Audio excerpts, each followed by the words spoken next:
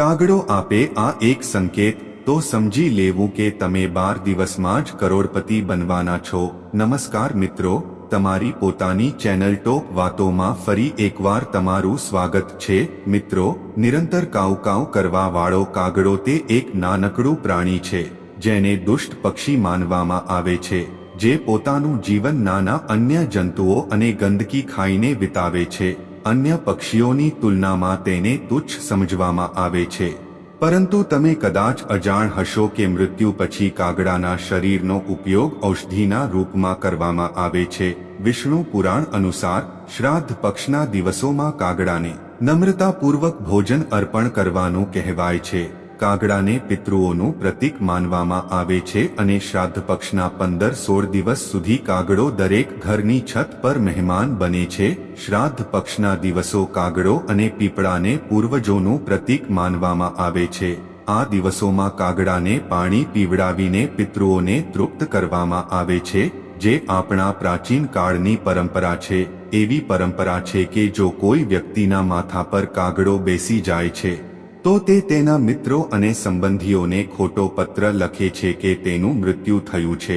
આવા સમાચાર સાંભળીને પરિવારજનો શોકમાં ગરકાવ થઈ જાય છે કે આમ કરવાથી વ્યક્તિ માટે મુશ્કેલી સ્થગિત થાય છે। તે જ દિવસે બીજો પત્ર મળે છે અને તેમાં લખેલું હોય છે કે પહેલો પત્ર કાલ્પનિક હતો, જેમ કે કાગડો માથા પર બેસવાથી લખવામાં આવ્યો હતો। એવું કહેવાય છે કે આવું કરવાથી વ્યક્તિ પર આવેલી આપદા ટળી જાય છે। આ સિવાય જ્યારે ઘરની છત પર કાગડો આવે છે ત્યારે માનવામાં આવે છે કે આજે ઘરમાં કોઈ મહેમાન આવવાના છે, અને આ વાત ઘણી વખત સાચી પણ સાબિત થાય છે। કાગડા વિશે એવી ઘણી બધી શુભ અને અશુભ વાતો પ્રચલિત છે જેને આપણે આજે અમે તમને આ વિડીયોમાં જણાવવા જઈ રહ્યા છીએ।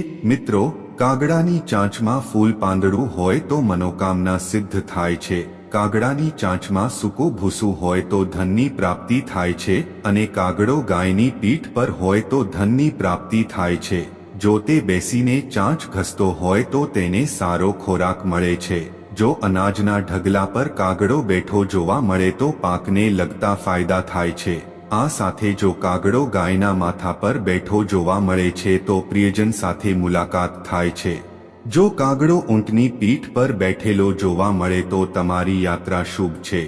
જો ડુક્કરની પીઠ પર કાગડો બેઠો હોય તો તેના કારણે અનેક પ્રકારના આર્થિક લાભ થાય છે। આનાથી વિશેષ કાગડાના ઈંડાથી પણ શુભ અને અશુભ સંકેતનો અંદાજો લગાવી શકાય છે। જો માદા કાગડો એક ઈંડું મૂકે છે તો તે સૂચવે છે કે સારો વરસાદ થશે અને પુષ્કળ પાક થશે।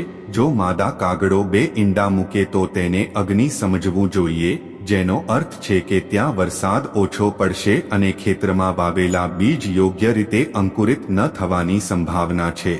આ ઉપરાંત જો માદા કાગડો 3 ઈંડા મૂકે છે તો તેને અગ્નિ પણ ગણવો જોઈએ। તે શુભ સંકેત નથી। શાસ્ત્રની ભાષામાં તેને વાયુ કહે છે। એવું માનવામાં આવે છે કે પશુ પક્ષીઓ દ્વારા પાકનો નાશ થાય છે। આ પછી જો માદા કાગડો 4 ઈંડા મૂકે તો તેને ઇન્દ્ર માનવામાં આવે છે અને તે ખૂબ જ શુભ માનવામાં આવે છે। આ સિવાય માન્યતા એવી છે કે યાત્રામાં જતા પહેલા કાગડાઓને ચોખા દહીં ખવડાવવાથી યાત્રા સફળ થાય છે। એવું પણ માનવામાં આવે છે કે જો ડાબી બાજુથી કાગડો આવે અને તેનો ભોગ કરે તો યાત્રા સરળતાથી પૂર્ણ થાય છે। જો કાગડો જમણી બાજુથી આવે તો યાત્રામાં ખોવાયેલી વસ્તુ પ્રાપ્ત થાય છે। જો કાગડો અન્ન ગ્રહણ કરતી વખતે માથું ખંજવાળે તો તે પણ શુભ ગણાય છે। જો કાગડો લીલા ઝાડ પર કે હવેલી પર બેસી જાય તો તમને મામલામાં વિજય મળે છે। તો મિત્રો, આ હતી કાગડા સાથે જોડાયેલી કેટલીક બાબતો અને આશા છે કે તમને આ માહિતી પસંદ આવી હશે। તો મિત્રો, આવા જ વધુ વિડીયો જોવા માટે ચેનલને લાઈક, શેર, સબસ્ક્રાઇબ સાથે બેલ આઇકોન પણ પ્રેસ કરજો। વિડીયો જોવા બદલ આપ સૌ મિત્રોનો ખૂબ ખૂબ આભાર।